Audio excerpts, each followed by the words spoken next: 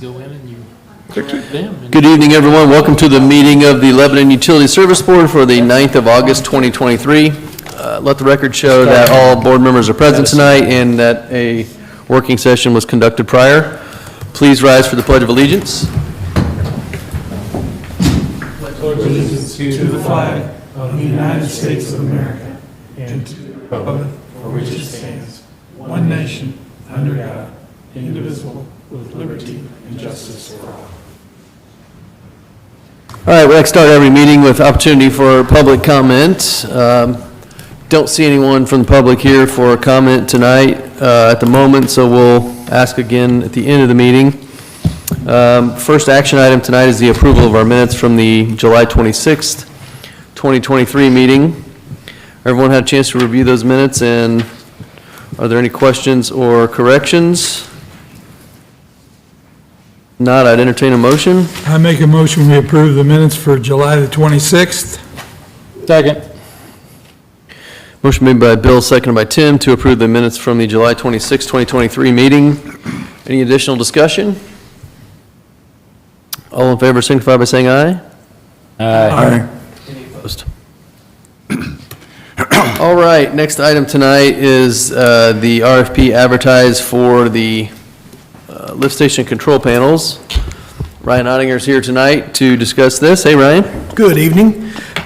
This is a request for authorization to advertise request for proposal for lift station control panel upgrades.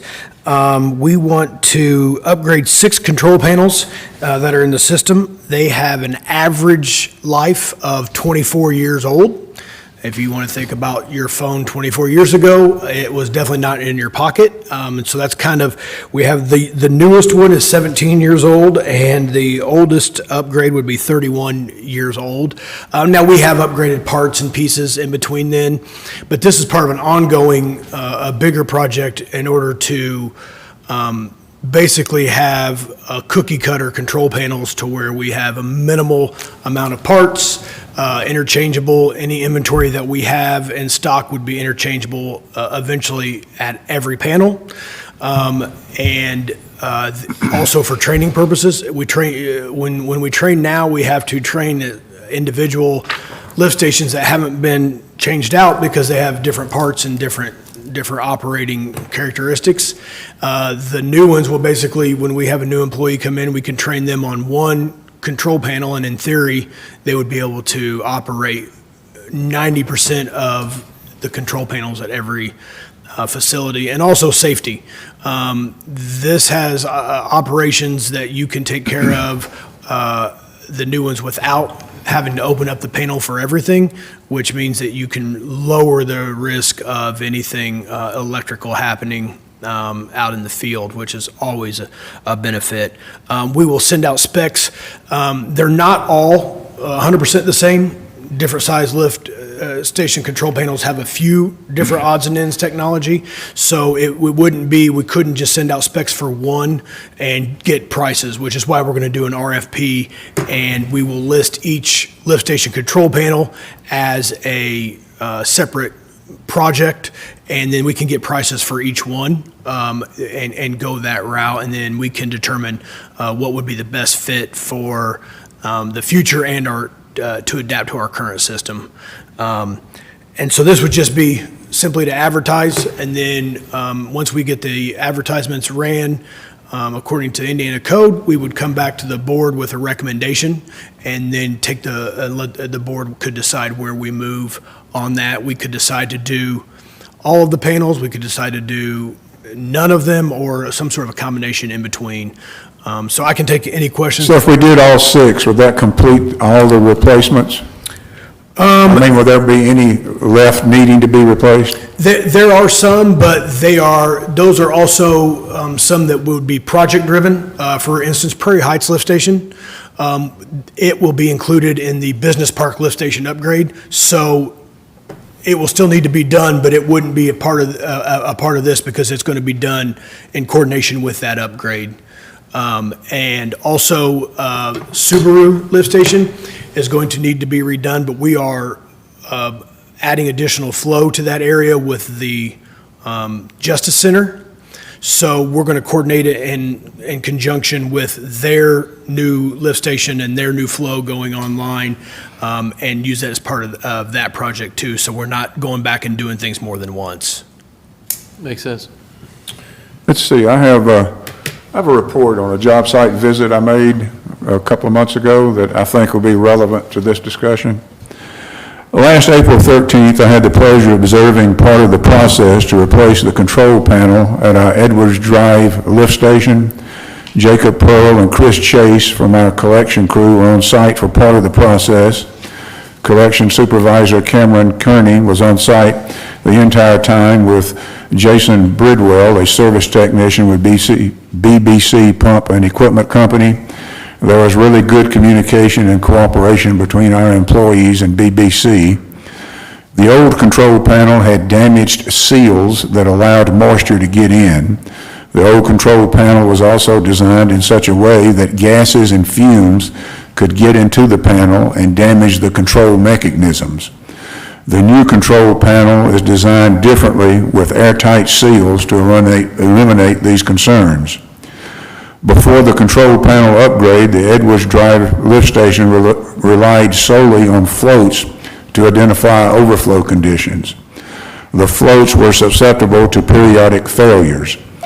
A FOG rod has now been provided as the primary means to identify overflows. FOG is an acronym for fats, oils, and greases. The FOG rod is 7 feet long and has 10 sensors along its length. It is now easy to safely remove the FOG rod from the outside ground surface for cleaning every few weeks. A float attachment above the FOG rod is provided as a backup to detect overflows. The new control panel has an exterior receptacle for a portable generator should there be a power failure. There is also a remote SCADA monitoring for prompt notification of lift station problems. Both of the original 3 horsepower pumps at the Edwards Drive lift station have been upgraded to 10 horsepower pumps. These pumps alternate running in normal conditions. The pump upgrades, together with an improved pre-treatment program at Ken's Foods and pump upgrades at the Enterprise lift station, have helped to significantly control the flow backups that were occurring at the Edwards Drive lift station. As usual, our employees Jacob Pearl, Chris Chase, and Cameron Kearney made a good impression by exhibiting our commitment to neighbor serving neighbor.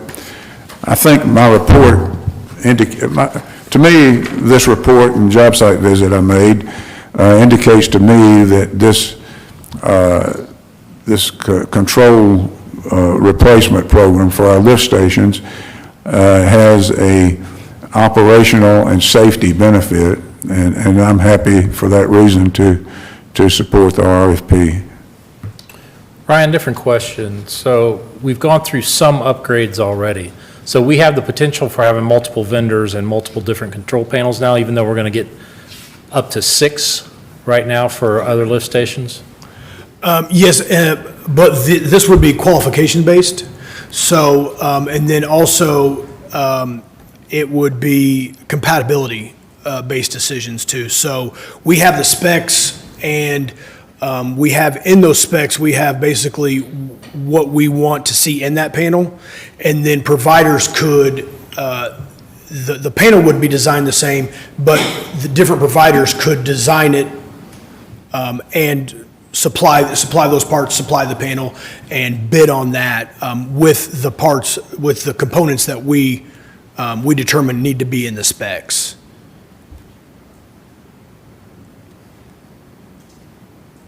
So we have 3 vendors that we're going to quote. Are they going to quote the same equipment? I can't speak on how many. The advertisement would go out, and then we would receive anybody that would want to bid on that. I'm sorry, you're right. I'm hoping to get as many as possible. Right, but in our specifications, are we specifying the same equipment that we have been converting to for the 2 or 3 control panels that we've supported? Yes, if we specify something and a vendor would have a component that's equal or the same or compare, and they can put that on their quote that we don't stock item A because this vendor only can do that, but item B is exactly the same and does exactly the same thing, just happens to be a different name. They can put an alternative on there as their answer to those specs that they could provide. Okay. My concerns are long-term maintenance, minimizing the amount of spare parts that we have. I agree, and that's what we're hoping to avoid, and that will be taken into consideration among many other things before we make a recommendation to the board as far as who we would like to see replace those panels. All right, anything else for Ryan? If not, I'd entertain a motion. I move to approve proceeding with advertising a request for proposal for lift station control panel upgrades. Second. Motion made by Aaron, seconded by Ann to approve proceeding with the advertising request for proposal for lift station control panel upgrades. Any additional questions or discussion? All in favor signify by saying aye. Aye. Any opposed? All right, Ryan, thank you. It looks like we have another RFP here, and you're going to continue. Yes, thank you. I get the opportunity to pass on a lot of information on lamp holes, which is super exciting for everybody involved. And based on some of the research I've been doing lately, the internet does not agree that it's very exciting because some of the history of a lamp hole was hard to determine. But basically what a lamp hole is, it's installed normally at the beginning of a sewer line and in place of or instead of, back in the earlier sewer design days, instead of a manhole. And it kind of is designed to do exactly what the name says. You would put and the term lamp hole tells you how dated it is. It doesn't even say light or a flashlight. You would put a lamp down through the hole into the sewer line. Then the next employee would enter or partially enter the sewer and look down. If they can see the light, it's not blocked. If they can't see the light, it's blocked. Well, that is not the way that we are allowed to do things anymore. One, now a sewer is confined space. You can't partially enter or fully enter a sewer without following OSHA, IDEM, Lebanon Utilities protocol. And so it's not something we just want, there are, just like Aaron was talking about earlier with the control panels, there are gases that get trapped in there, and it could be literally a deadly situation just by, sticking your head in there. Two, of the ones that we want to replace, 11, 10 of them are clay and are offering or allowing I&I infiltration into the system. A perfect example of a replacement as part of the Fordyce Sewer project, the beginning of that line was a lamp hole, and we took the lamp hole out, put a manhole in. That also goes along with the lining projects. That's where these 11 lamp holes were identified as potential lining projects in the next couple of years for sewer lining, for infiltration. If you can't go manhole to manhole, companies will not bid on the sewer lining because they have equipment that goes in that has to heat up the lining, and the lining has to get all the way to the next, and they have to be able to observe that. In a lamp hole, you cannot do that. So that is a potential issue. I didn't follow that. Would you please explain that? So in a sewer lining project, you have equipment that you would start at a manhole, and you would line to the next manhole, and that equipment heats up the adhesive, I can't speak on exactly what that is, to create the lining, and that has to stay heated up all the way to the next manhole, and then they can observe it when it gets to that manhole. They can observe that that's when it stops, they move their equipment, and they move on to the next portion of that. If there's a lamp hole there is no observation point, so they will not put a bid in on that unless that lamp hole has been replaced, and they can go manhole to manhole. from what we were told when we reached out in regards to manholes. So that section would not be relined where there's a lamp hole? Correct. Because, okay, thank you. And also, with lamp holes, our SL RAT sonar that we recently purchased in March does not operate on a lamp hole. It has to go, you have to rest the equipment on existing manholes. And to date, we have inspected 134,000 feet of sewer main with this, and the areas where we really need to inspect the most as part of the lining project, so we can hone in on getting the most lining for $1, have lamp holes. So we need to replace them. Each lamp hole is going to be different. You know, you may have one in an alley, you may have one in the middle of a road where you have to have traffic control. So you can't just get a quote on one lamp hole and it be the same quote for every lamp hole in town. We recently had one done last year in an alley, and a manhole replaced, and at last year's prices, it was about $12,000. We're looking anywhere in the range between, could be 10 and 20 budget-wise. But all 11 lamp holes will be options on the RFP. So a contractor can bid on 1, 11, half of those, or if they don't have the equipment to do some of them, but they can do the others based on where they are, they can bid specifically on, and we're able to make determinations based on each option. I want to make sure I understand. So this sonar detection, am I using the right terminology? Yes, It will not work properly for those sections where there's a lamp hole? correct. So the sonar that we purchased allows you to scan sections of sewer main without any equipment going in the main.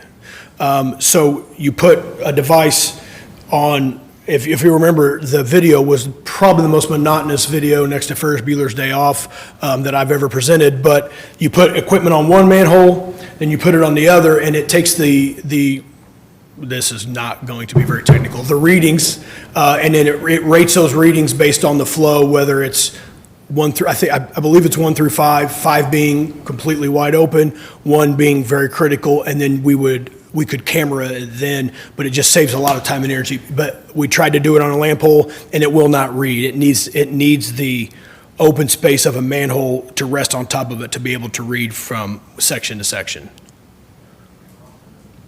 So if you are trying to read between two manholes and there's a lamp hole in the middle, it will not read? It depends on the distance.